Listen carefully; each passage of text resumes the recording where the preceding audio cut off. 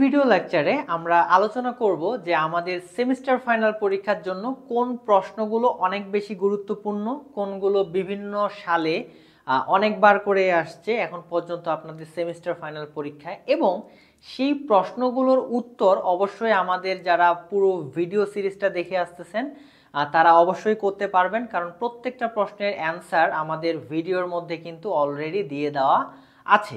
So আমরা একটু দেখে নেই কোন প্রশ্নগুলো খুবই গুরুত্বপূর্ণ আপনাদের জন্য। যেমন অতি সংক্ষিপ্ত প্রশ্নগুলোর মধ্যে আমরা যদি খেয়াল করি, ভেক্টরের ত্রিভুজ সূত্রটি লেখো, এটা আমরা অলরেডি করে ফেলছি। এটা বাংলাদেশ কারিগরি শিক্ষা বোর্ড 2002, 4, 8, 9, 11, 12, 13, 14, 21, 22 প্রায় অনেকবার আসছে। সো এটা খুবই ইম্পর্টেন্ট একটা প্রশ্ন।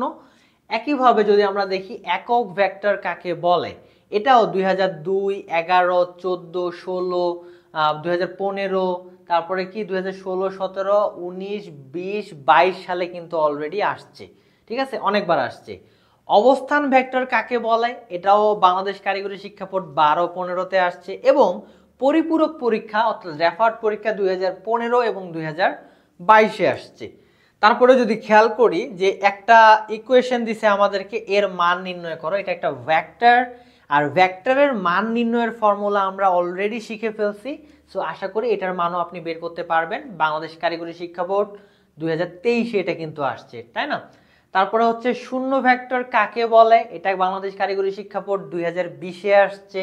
তারপরে হচ্ছে দুটি দিক রাশির মান কখন শূন্য হয় এবং কখন সর্বোচ্চ হয় আর কখন সর্বনিম্ন হয়, এটা বাংলাদেশ কারিগরি শিক্ষা বোর্ড 11, 15 এবং 19-এ কিন্তু চলে আসছে। ভেক্টরের ক্রস গুণন বলতে কি বোঝায়, আমরা অলরেডি এটা আলোচনা করছি, এটা আসছে বাংলাদেশ কারিগরি শিক্ষা বোর্ড 11-তে। এবং ভেক্টরের সামান্তরিক সূত্রটা লিখো, স্কেলার রাশি কাকে বলে, ভেক্টর রাশি কাকে বলে, এগুলো অতি সহজ প্রশ্ন, অ্যান্ড এগুলো আমরা অলরেডি কিন্তু শিখে আসছি, রাইট?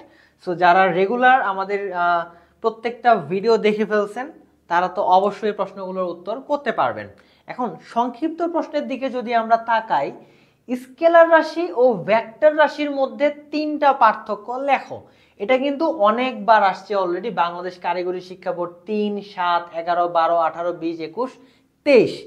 সো এটাও অনেক ইম্পর্টেন্ট একটা প্রশ্ন, আর এই কথাগুলো আমি কিন্তু ক্লাসে অনেকবার আপনাদের সামনে ভিডিও লেকচারে আলোচনা করছি। সো এগুলো অবশ্যই আপনার পারা উচিত, ঠিক আছে? তারপরে যদি খেয়াল করি, স্কেলার রাশি ও ভেক্টর রাশি কাকে বলে, এটা তো আমরা জানি, উদাহরণ সহ বুঝিয়ে লেখাটাও কোনো ব্যাপার হবে না ইনশাল্লাহ আপনাদের কাছে, এটা 2019-এ আসছে। তারপরে ক্রিয়াশীল দুটি বল এর লব্ধির মান সর্বোচ্চ হওয়ার শর্তটি লিখো, এটা আসছে 2018-তে। তারপরে একই বিন্দুতে ক্রিয়াশীল দুটি ভেক্টর রাশির সর্বোচ্চ ও সর্বনিম্ন মান তাদের মানের যোগফল ও বিয়োগফলের সমান, এইটারও কিন্তু আমাদের অলরেডি বাকাশি বোর্ড 2012-তে আসছে। অ্যান্ড আমরা যদি আমাদের রচনামূলক প্রশ্নগুলো লক্ষ্য করি, যেগুলাতে সব থেকে বেশি মার্ক দেওয়া হয়, যেমন ভেক্টর যোগের ত্রিভুজ সূত্রটি বর্ণনা করো। সো এই প্রশ্নটা অনেক বেশি ইম্পর্টেন্ট। একটা হচ্ছে ত্রিভুজ সূত্রটা বর্ণনা করো, আর একটা হচ্ছে সামান্তরিক সূত্রটা বর্ণনা করো। সো এই দুইটা আমরা কিন্তু আমরা সেকেন্ড ভিডিওতে কিন্তু খুব ভালোভাবে ক্লিয়ার করে দিছি।